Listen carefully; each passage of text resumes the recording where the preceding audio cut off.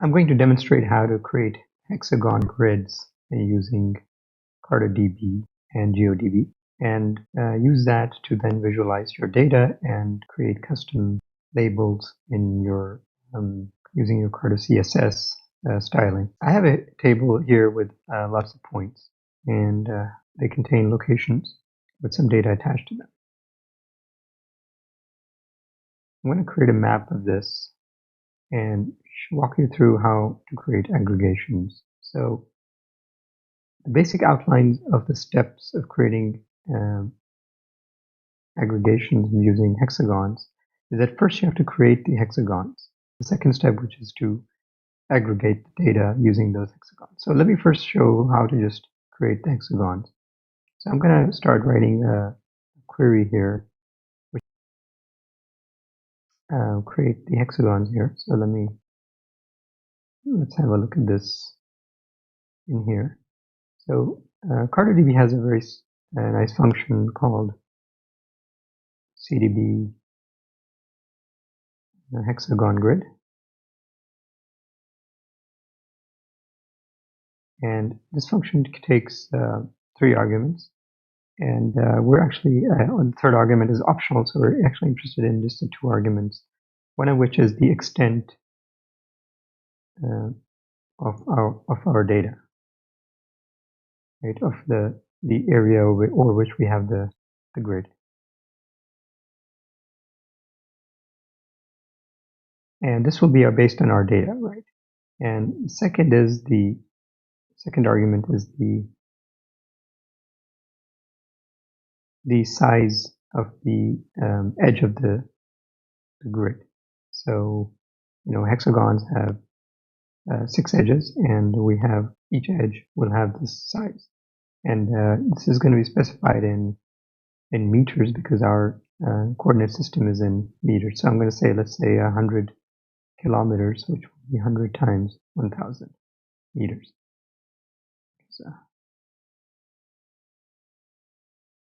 And so let's build this grid out and display it. So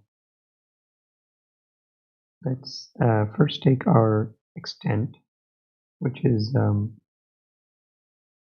in PostGIS we have a simple function called st extent, and the function takes the geometry column as its input, right? So and we're going to use the web Mercator geometry because that's the one we want to do the calculations in, and meters. And this extent will give us the extent of our grid. Second argument we can simply put in like this as an integer, so 100 times 1,000. Now this is actually enough to create a grid, but we want to visualize it here on the right on our map, and unfortunately that's not possible unless we have another column here called Cartodb ID, and this must be generated because this is a completely new set of rows.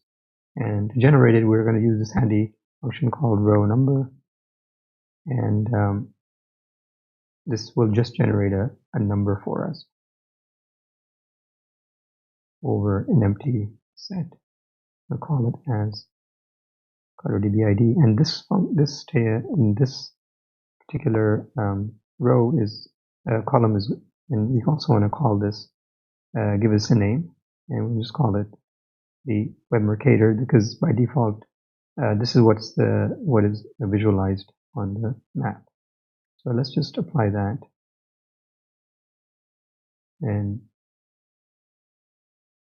you can see here we have our data visible on the map, our grid visible on the map. So that's the first step. Now,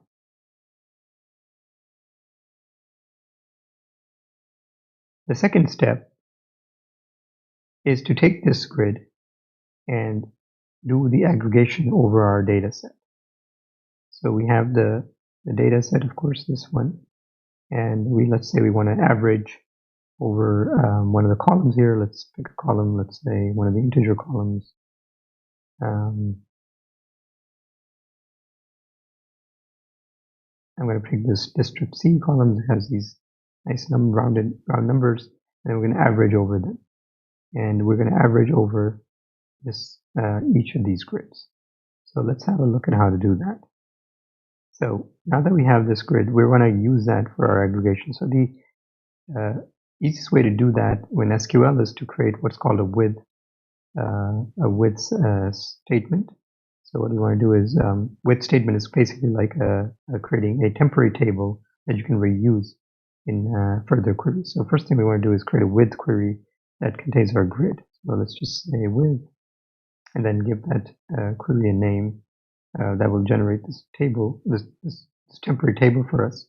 Let's call it hgrid, and say as, and then we have this select that we already have here. Okay, so this is basically how you create a with query. Now in this with query, we don't actually need this row ID because we just need the grid, right? And the cells of the grid. And so we're just going to keep this, and let's also rename this table, this column to, let's call it cell. Right, this is each row in this contains each column contains a cell. So this is our with query from here. Next step is to take this query and do the actual aggregation. So how is the aggregation supposed to work? So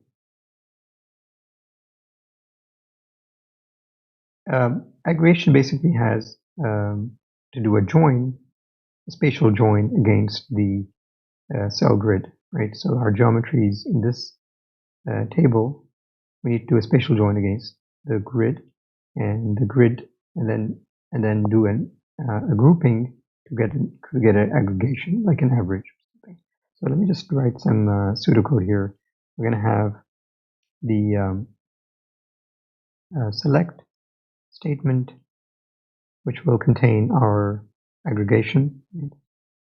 Let's say average, and we're going to have that average on a column inside our table, and then we're also going to have a geometry, which is basically going to be the cell from this grid. So let's say we have a geometry for basically has to be Web Mercator geometry, right? And this geometry must come from the these geometries here that we see on the grid. So how do we do that? It'll be basically selecting from the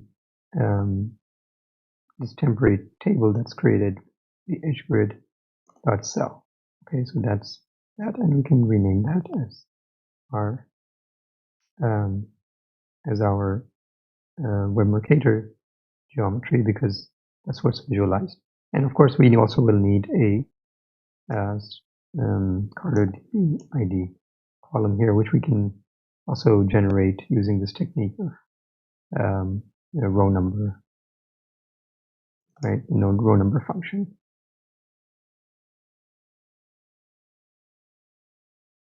Something like that.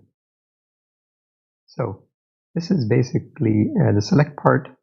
It's the first part, and then this select must be done from a join, spatial join, right? And that spatial join is done using a spatial intersection. So that is done usually in a where statement. And the spatial join will be on the temporary table with the grid, and the cell value, and against with the this table's points, right? So this table has these points, and we need to be able to do them against this. And the where will contain that. So let me just put that here, right? And then finally we're going to have to group, right? And group to create, for this aggregation to work, we have to have a groups statement, right? And the group must be done over the hgrid cell value, because grouping by each cell. Okay, so let's write this up. So we've done the first part. Now let's do the second part, which is, so part one was create grid, hex grid, and part two is do the aggregation. Okay, so let's write this statement. So we basically have the select statement, and we said we're going to do it over this column. So this is our aggregation. Let's call it as average, and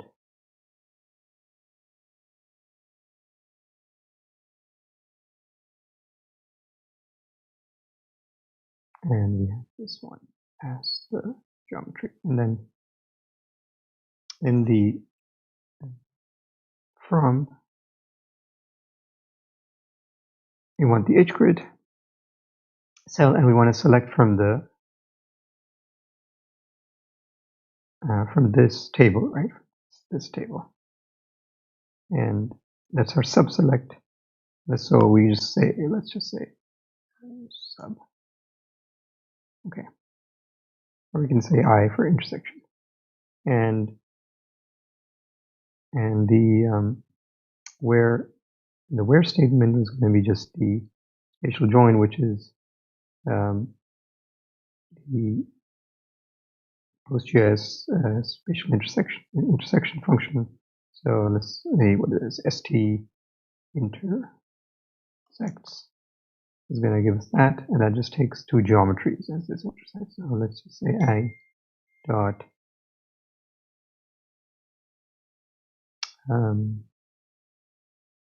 this is our the column for the web mercator is the geom web mercator, and we're going to do that against the cell. So the hgrid dot cell, that's our spatial join predicate. Then we have to do a grouping, and so the grouping is actually just on the group by the hgrid on the cell. So I think that should do the trick. We have the select part,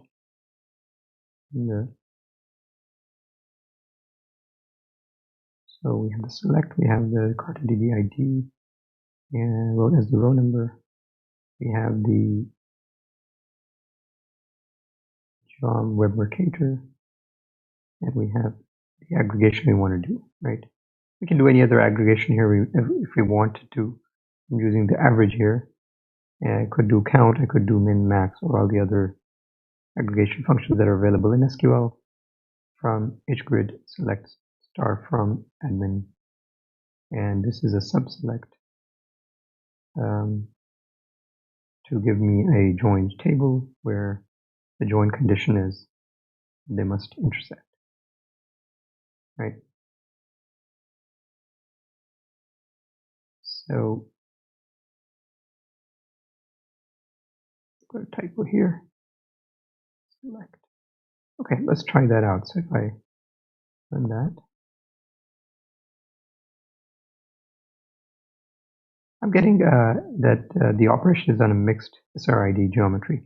This can happen because we didn't specify the SRID when we created this hgrid. So one good practice is to do that when we create the hgrid. So I'm going to say the output of this function should be wrapped. The output of the st extent normally should be wrapped in a set srid and st set id function, and it takes the argument of our geometry of our SRD, which is 3857 for Web Mercator. And let's run that again, see if we works this time. Okay, so this time it worked. Now, we're not seeing any changes here except that we've got only a fewer amount of values in our grid, right? So the grid use was much bigger. Now it's cut off for the area that we had our data. So that's encouraging. So let's go to the styling, and we're going to say by value and pick that aggregate column average, and let's see what happens now. There we go. So we've got our aggregation happening in here, and we can also add labels, and let's pick average, and we have these aggregate values with decimal places here. As you can see, these are decimal places.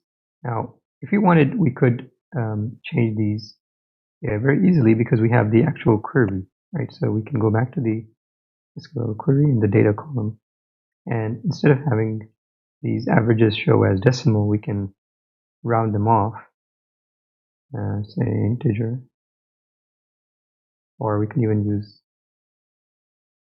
can do that.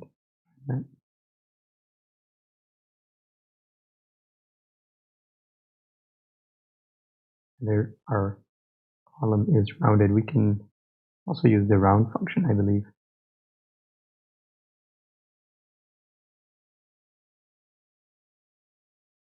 Which is part of SQL. Yeah, that also works. So there you have it. That's the way you have full control over the styling of the data that comes back from a query to create aggregations over hexagon grids. Very powerful.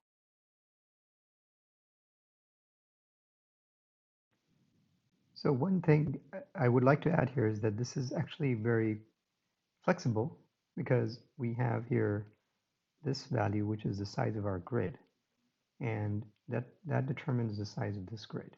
So if I picked this 100 kilometers as my edge, and that's made this of a certain size. Now, if I want to change that, all I have to do is go ahead and change this size of this cell, and that will work out the values.